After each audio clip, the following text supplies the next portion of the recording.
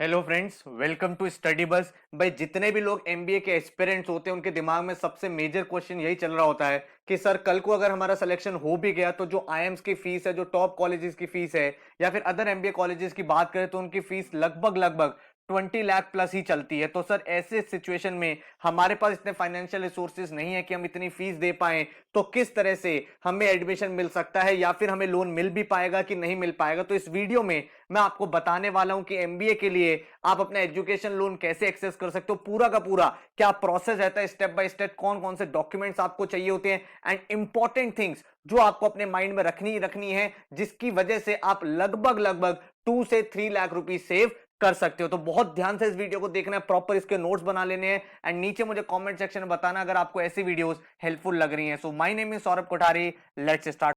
Video start करने से पहले भाई चैनल को सब्सक्राइब कर लेना एंड बेल आइकन को प्रेस कर देना ताकि ऐसी जितनी भी इंपॉर्टेंट वीडियोस है क्वांट्स की, एलआरडीआई, वर्बल, इसके साथ ही एमबीए कॉलेज रिलेटेड, उनके नोटिफिकेशंस आपको मिलते रहें। साथ में इंस्टाग्राम पे हमारा चैनल है स्टडी बस एजुकेशन, इसको फॉलो कर लेना है। डेली बेसिस पे current affairs, quant, shortcut, vocabulary words आपको मिलते रहते हैं। इसके साथ ही अगर आप एक कैट एमबीए एस्पिरेंट हो तो हमारा फुल फ्लेजेड पेनड्राइव कोर्स आ चुका है जिसमें आप क्वांट, वर्बल, एलआरडीआई, जीके का इंडिविजुअल कोर्स ले सकते हो। अदरवाइज आप कॉम्बो कैट या कॉम्बो एमबीए ले सकते हो जिसमें जीडीपीआई वैट आपको कॉम्प्लीमेंट्री मिलता है। इस पेनड्राइव कोर्स में आपको वीडियो लेक्चर्स मिलते हैं हर एक टॉपिक के, बिल्कुल बेसिक से लेकर एडवांस लेवल तक। इसके साथ ही आपको एक पोर्टल मिलता है जहां पे टॉपिक वाइज टेस्ट होते हैं फॉर फर्दर प्रैक्टिस, उनका आपके पास सॉल्यूशन भी अवेलेबल होता है।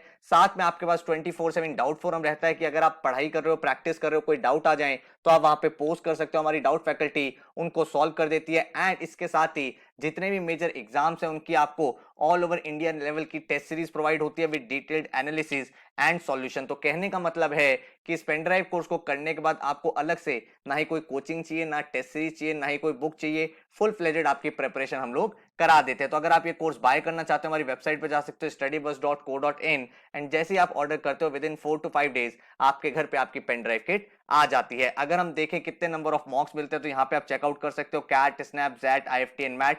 एंड वीकली आपके करंट अफेयर के टेस्ट होते हैं, सेक्शनल टेस्ट अवेलेबल होते हैं, टॉपिक वाइज टेस्ट होते हैं और जितने भी हमारे टेस्ट होते हैं, मॉक्स होते हैं, उनके डिटेल्ड सॉल्यूशन एंड एनालिसिस आपको प्रोवाइड होता है। साथ में पेन ड्राइव कोर्स के साथ आपको मिलता है एक स्टडी प्लानर जहां पे आप अपनी डेट सेट कर सकते हो। उस डेट के अकॉर्डिंग आपके goals of the day generate होते हैं, उन गोल्स को आप अचीव करते हो एंड अपनी पूरी प्रेपरेशन को एक बहुत ही वेल स्ट्रक्चर्ड तरीके से कंप्लीट करते हो। इस कोर्स के बारे में कुछ और जानना है, डेमो लेक्चर्स देखने हैं तो आप इस नंबर पे हमें व्हाट्सएप कर सकते हो 9958937705। हमारी टीम आपको इसमें हेल्प कर देगी। So now let's begin with the video. Education loan की, तो अगर आपका मान लो लेट्स से किसी कॉलेज में सिलेक्शन हो गया है, आपका आईएम्स में सिलेक्शन हो गया, आपका एसपीजेन में सिलेक्शन हो गया है या फिर आपका एमडीआई में सिलेक्शन हो गया है, किसी भी एमबीए इंस्टीट्यूट में आपका सिलेक्शन हो गया, तो क्या आप एलिजिबल हो लोन के लिए? डेफिनेटली आप एलिजिबल हो।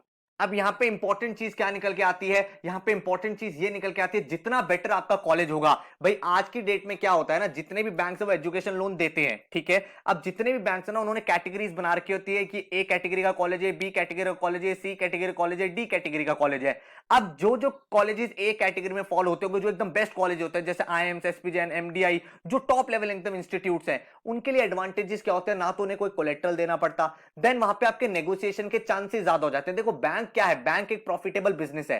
बैंक चाहता है मैं लोन दूं और रिटर्न में मुझे इंटरेस्ट मिले, तो बैंक उन लोगों को लोन देना प्रेफर करता है जो उनका लोन रीपे कर पाएंगे। तो आप जितने अच्छे कॉलेजेस में होंगे उतनी बेटर प्रोबेबिलिटी है कि आपकी प्लेसमेंट उतनी अच्छी होगी और वो लोन सिक्योर्ड रहेगा। तो सिक्योर्ड लोन्स में क्या होता है, बैंक्स आपके इंटरेस्ट रेट को भी कम कर देते हैं, बैंक्स आपसे कुछ कोलैटरल भी डिमांड नहीं करते हैं, बैंक्स आपसे कुछ मार्जिन मनी भी डिमांड नहीं करते हैं। जैसे जैसे आपकी कैटेगरी नीचे होती जाती है, बी सी डी, वैसे वैसे आपकी लोन का प्रोसेस डिफिकल्ट होता चला जाता है। बी कैटेगरी में जाओगे तो हो सकता है आपको आधा परसेंट से इंटरेस्ट रेट ज्यादा मिले, हो सकता है वो बोले कि आप एक मार्जिन मनी लेके आओ, हो सकता है सी ग्रेड, डी ग्रेड में बोले थोड़ा कोलैटरल भी डिपॉजिट करो। इसीलिए आपका पहला ऑब्जेक्टिव ये होना चाहिए कि आपको टॉप ए बी कॉलेजेस में जाना है, टॉप 50-60 कॉलेजेस में एंटर करना है एमबीए के। जैसे ही आपका टॉप 50 कॉलेजेस, टॉप 60 कॉलेजेस में एडमिशन हो जाता है, आपके पास बैंक खुद ही आते हैं, बैंक के आपके पास फोन आने स्टार्ट हो जाएंगे that are you looking for a education loan. अब आपके सामने बहुत ज्यादा कंफ्यूजन होगा, मैं पब्लिक सेक्टर से लूं, मैं प्राइवेट सेक्टर से लोन लूं, क्या क्या उसका क्राइटेरिया, क्या क्या इंपॉर्टेंट चीजें मुझे ध्यान रखनी है, कौन से डॉक्यूमेंट मुझे देने होंगे, क्या मैं एलिजिबल हूं। तो ये सारी चीजों पे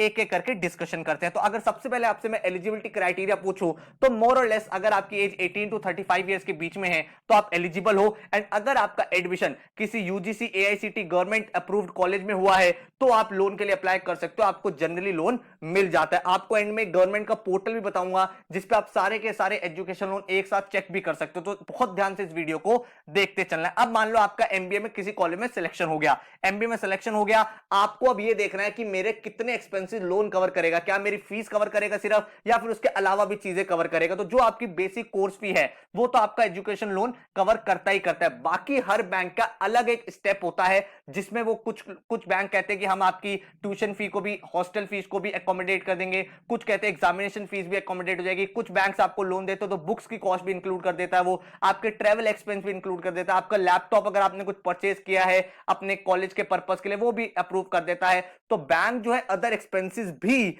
आपके कवर कर देता है डिपेंडिंग ऑन योर नेगोशिएशन, आप बैंक से किस तरह का डिस्कशन कर रहे हो और आप कितना लोन चाहते हो। तो आपके जो कोर्स है उसकी जो बेसिक फीस है वो तो कवर हो ही जाएगी, उसके साथ जो अलग से फीस होती है हॉस्टल का, मेस का, लाइब्रेरी का, एग्जामिनेशन फी, लेबोरेटरी फी, वो सब भी कवर हो जाती है डिपेंडिंग ऑन कि आप बैंक के साथ कैसे बात कर रहे हो, क्या उनकी टर्म्स एंड कंडीशन है। इसके बाद आपको क्या क्या डॉक्यूमेंट्स देने होते हैं ये भी आप देख लो। अगर आप डॉक्यूमेंट्स की बात करो तो आपको लोन एप्लीकेशन उस पर्टिकुलर बैंक की फिल करनी है, तो आपको प्रूफ ऑफ एडमिशन देना है जहां पे आपका एक सिलेक्शन लेटर होना चाहिए जहां पे आपको कॉलेज से कॉल आ गई है, देन आपको पासपोर्ट साइज अपनी फोटोज लगानी है, आपको अपना एड्रेस और एज प्रूफ देना है, आपको मार्कशीट की कॉपीज देनी पड़ती है जितने भी आपकी क्वालिफाइंग एग्जाम है। उसके बाद आपका क्या स्केड्यूल है, आपके सामने कॉलेज जो है वो पूरा स्केड्यूल शेयर करता है अपना फीस स्ट्रक्चर, ठीक है, तो वो फीस स्ट्रक्चर को मैच करते हैं कि कितना आपको लोन चाहिए। उसके बाद आपका बैंक स्टेटमेंट चाहिए 6 मंथ्स का, उसके बाद आपका ब्रीफ स्टेटमेंट एसेट और लायबिलिटीज का। तो यहां पे अच्छी बात ये होती है एजुकेशन लोन में कि ज्यादातर केसेस में आपको कोई कोलेटरल नहीं देना होता, कोलेटरल मतलब आपको कुछ गिरवी नहीं रखना होता, आपको लोन मिल जाता है। अब लोन मिलने के बाद वो लोन आपको रीपे कैसे करना है या फिर आपको क्या क्या कंडीशन होती है, इन बातों पे भी ध्यान रखते हैं। सबसे पहले आप एक चीज को समझो, जब आप लोन लेते हो तो लोन देने के बाद आपके पास दो तरीके होते हैं रीपे के। एक तो आपके पास होता है जब आपका एमबीए खत्म हो जाएगा उसके जॉब लगने के 6 मंथ्स बाद से आपको लोन देना स्टार्ट करना पड़ता है, रीपे करना। दूसरा होता है कुछ लोग इसको भी ऑप्ट करते हैं कि इंटरेस्ट वो तभी देते रहते हैं जब वो पढ़ाई कर रहे हैं और प्रिंसिपल अमाउंट देना वो तब स्टार्ट करते हैं जब उनकी जॉब लग जाती है। अब दोनों के प्रॉस एंड कॉन्स है, एक एक करके सारी की सारी इंपॉर्टेंट चीजें जो आपको अपने माइंड में रखनी है डिस्कस करते हैं। सबसे पहले कंपेयर डिफरेंट लोन स्कीम। जब भी आप लोन के लिए अप्लाई कर रहे हो तो इस चीज को हमेशा ध्यान रखना कि भाई डिफरेंट बैंक्स को आपको स्कैन करना। आप ये गलती मत करना किसी एक बैंक का फोन आया हाँ हाँ कर दिया, क्योंकि बैंक का तो बिजनेस है लोन देना, आपको देखना है किसका रेट ऑफ इंटरेस्ट कितना है। तो आपको सारे के सारे लोन स्कीम को बहुत ध्यान से पढ़ना है, आपके टाइम लगेगा लेकिन इस टाइम को अगर आपने इन्वेस्ट किया तो आप लगभग लगभग 2 से 4 लाख के आसपास अपनी सेविंग कर पाओगे। तो अब क्या क्या चीजें आपको ध्यान रखनी है, सारी की सारी चीजें आप देख लो। सबसे पहले तो भाई आपको डिफरेंट बैंक्स, प्राइवेट सेक्टर और पब्लिक सेक्टर, इनके लोन स्कीम को पूरा स्टडी करना है कि आपका भाई कितने का लोन है, क्या आपका इंटरेस्ट पड़ेगा, क्या आपका ईएमआई पड़ेगा 6 महीने बाद, ये आपको पहली चीज देखनी है। दूसरी चीज no margin money. Margin money क्या होता है, काफी सारे बैंक्स बोलते हैं कि हम भाई इतना परसेंटेज आपको पे कर देंगे, थोड़ा परसेंटेज आप अपना लेके आओ। तो अगर आप नेगोशिएट करोगे तो काफी सारे बैंक्स है जो पूरा फीस स्ट्रक्चर भी कवर कर देते हैं। देखो लगभग लगभग अगर आपका 10 लाख तक का लोन है तो कोई चैलेंज नहीं आता, सारे के सारे बैंक पूरा अप्रूव कर देते हैं। किसी का 10 से ऊपर होता है, 20 के आसपास होता है, तो बैंक कभी कभी कहते हैं कि आप अपना कुछ मार्जिन मनी दो 5 to 10%, बाकी हम लोग दे देंगे, ताकि बैंक को भी एक कॉन्फिडेंस डेवलप हो कि हाँ यार आप फाइनेंशियली स्टेबल हो, आप दे सकते हो। But in that case also अगर आपका टॉप कॉलेजेस है और आपकी बैंक से ठीक ठाक डिस्कशन हो गया है तो विदाउट मार्जिन भी आपका पूरा का पूरा लोन कवर हो जाता है ना। और तीसरा, बैंक प्रॉफिट कैसे बनाते हैं। बैंक एक टर्म यूज करते हैं लो प्रोसेसिंग फी। प्रोसेसिंग फी के नाम पे वो आपसे 1% चार्ज कर लेते हैं या 0.5% चार्ज कर लेते हैं जो आपका लोन फी होता है, और बैंक कहता है ये तो फाइल चार्जेस है, तो प्रोसेसिंग चार्जेस है, ये तो लगेंगे ही लगेंगे। लेकिन अगर आपका एक अच्छे कॉलेज में सिलेक्शन है, मान लो आप आईएम्स में हो, एमडीआई, एसपी जैन या फिर आप सिम्बायोसिस, नार्सिंग मुंजी जैसे टॉप इंस्टीट्यूट में एंटर करने वाले हो, तो आप उनसे बहुत अच्छे से नेगोशिएट कर सकते हो कि आप कोई प्रोसेसिंग फी पे नहीं करोगे। उस केस में भी आप थोड़ा सा अगर अच्छा नेगोशिएट कर पाओगे तो आपका लोन प्रोसेसिंग फी भी नहीं लगता, वो पूरा का पूरा वेव ऑफ कर दिया जाता है। काफी सारे बैंक्स करते हैं, बट पहले बैंक यही कोशिश करते हैं कि आधा परसेंट 1% प्रोसेसिंग फी के नाम पे कुछ उनका प्रॉफिट हो जाए।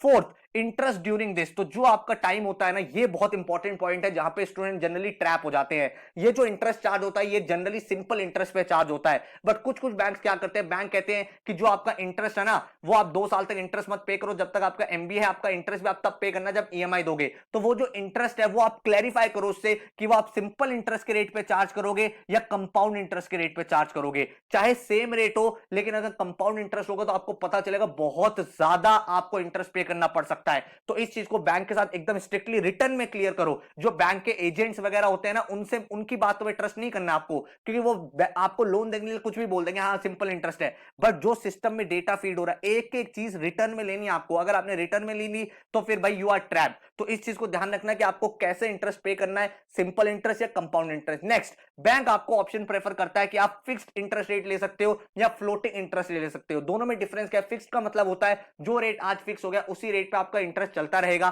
फ्लोटिंग का मतलब होता है जैसे जैसे over the time interest rate ऊपर नीचे होता है तो उसके हिसाब से आपका रेट भी ऊपर नीचे होता है। तो फ्लोटिंग वाला प्रेफर करना चाहिए, क्योंकि आप देख रहे हो पिछले कुछ सालों से, पिछले 5 साल 10 साल का ट्रेंड देखो, over the years rate of interest कम हो रहा है। तो अगर आप फ्लोटिंग लोगे तो आप देखोगे आगे जाके वो नैरो डाउन हो जाएगा एंड वो आपका पूरा का पूरा क्यूमुलेट होके कम रेट ऑफ इंटरेस्ट पड़ेगा। देन आपके सामने सिक्स्थ ऑप्शन है, इसके बारे में आप सोच सकते हो। अगर आप फाइनेंशियली स्टेबल हो तो आप रीपेमेंट ड्यूरिंग द पीरियड भी कर सकते हो। जब आपने 2 साल लिया तो आप इंटरेस्ट का रीपेमेंट थोड़ा थोड़ा कर सकते हो। इसमें फायदा क्या होता है? 2 फायदे होते हैं। देखो, आप जितने टाइम तक लोन रखोगे उतना ज्यादा आपको रीपे करना पड़ेगा। लगभग लगभग आपको, अगर मान लो आप 10 लाख का लोन ले रहे हो और आप 7 to 10 ईयर्स ले रहे हो तो आपको लगभग 16 से 17 लाख रुपए वापस देने पड़ेंगे। अब आपको अपना पैसा सेव करना है तो कैसे करना है? आपके पास मान लो कुछ फाइनेंशियल स्टेबिलिटी है या फिर आप कुछ पार्ट टाइम काम करते हो या आपको लगता है कि मेरा कुछ फ्रीलांसिंग काम है जो चलता रहता है, तो आप एमबीए शुरू होने के साथ ही अपना लोन को रीपेमेंट करना स्टार्ट कर सकते हो। इसका फायदा क्या है? इसका फायदा ये होता है कि एक तो आपका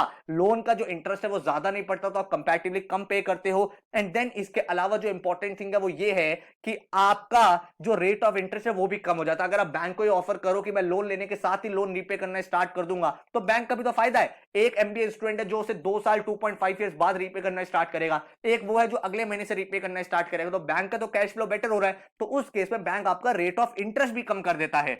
तो ये चीज आपको हेल्पफुल हो सकती है। देन 7 पॉइंट हमारे सामने वर्क एक्सपीरियंस को यूज करना है। आप में से काफी सारे स्टूडेंट्स को नहीं पता होगा कि अगर आपका 2 साल 3 साल 4 साल का वर्क एक्स है, आपकी बैलेंस शीट अच्छी है, आप आईटीआर प्रॉपर्ली भरते हो, तो इसका मतलब आपकी फाइनेंशियल स्टेबिलिटी है। आप वर्क एक्स को यूज कर सकते हो अपने जो लोन के साथ नेगोशिएटर उससे बात करके, उसको आप बताओगे कि भाई मेरा वर्क एक्स है और मेरा देखो इतना ज्यादा वर्क एक्स है, मैं पहले से स्टेबल हूं, तो इसका मतलब है 2 साल बाद भी मेरी जॉब तो अच्छी लगनी लगनी है। तो उस केस में बैंक और ज्यादा सिक्योर्ड हो जाता है और बैंक आपका रेट ऑफ इंटरेस्ट और कम कर देता है। ठीक है, तो ये चीज ध्यान रखना, काफी सारे लोग इसको यूज नहीं करते हैं, बट अगर आप थोड़ा सा अच्छा कम्युनिकेशन कर पाओगे, डिस्कशन कर पाओगे, तो आप देखोगे 0.25 से 0.5% तक आपका रेट ऑफ इंटरेस्ट कम हो जाता है। देन 8th क्या है?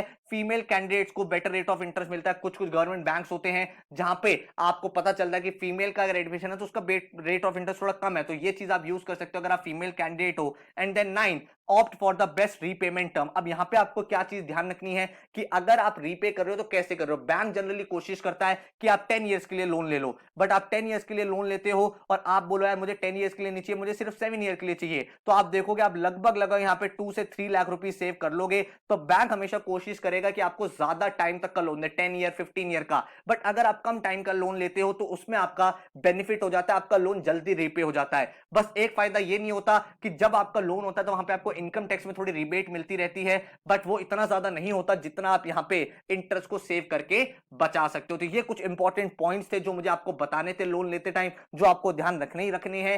एंड इन चीजों को अगर आप डेफिनेटली कंसीडर करोगे बहुत ही सही तरीके से, तो आई एम प्रीटी श्योर आप अपनी कुछ सेविंग अच्छे से कर पाओगे। इसके अलावा भाई गवर्नमेंट का एक इनिशिएटिव भी है जो एजुकेशन लोन के लिए बना हुआ है, जिसमें आप पूरा का पूरा ऑनलाइन अप्लाई कर सकते हो। पूरा लोन सारा का सारा ट्रांसपेरेंट रहता है, रेट ऑफ इंटरेस्ट से लेके सब कुछ। उसका नाम है विद्या लक्ष्मी। तो अगर आप विद्या लक्ष्मी पर जाओगे और इस वेबसाइट पे जाओगे vidyalakshmi.co.in, तो यहाँ पे आप अप्लाई कर सकते हो। यहाँ पे 34-35 बैंक्स हैं जिनके पूरे का पूरा रेट ऑफ इंटरेस्ट सब कुछ आ जाता है। यहाँ पे आप 3 बैंक पे अप्लाई भी कर सकते हो, देन आपको पूरा का पूरा प्रोसेस भी पता चलता रहता है। तो आप आराम से यहाँ जा सकते हो, यहाँ पे काफी सारे लोग जाते हैं और इस पोर्टल की हेल्प से लोगों को एक ट्रांसपेरेंट डेटा मिलता रहता है किस तरह से सारी की सारी चीजें काम कर रही है। तो ये मेरी साइड से आपके लिए इंफॉर्मेशन थी, पूरा का पूरा मैंने स्टेप बताया, प्रोसेस बताया, इंपॉर्टेंट चीजें बताई जिसकी वजह से आप लोन ले सकते हो। तो मुझे लगता है ये वीडियो आपको हेल्पफुल लगी होगी एंड इस वीडियो को प्लीज अपने सारे के सारे दोस्तों के साथ शेयर जरूर करना ताकि सब लोगों को पता चल सके कि किस तरह से प्रॉपर इंपॉर्टेंट चीजों का ध्यान रखना है। जो आपका मेजर कंसर्न था कि अगर हमारा टॉप एमबीए इंस्टीट्यूट में सिलेक्शन हो गया